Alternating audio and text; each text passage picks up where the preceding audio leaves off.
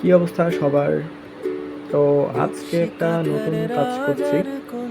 এটা হচ্ছে একটা সেলাই মেশিনের মধ্যে আর্ট করছি। এটা আশা করছি ডিজাইনটা খুব সুন্দর হবে।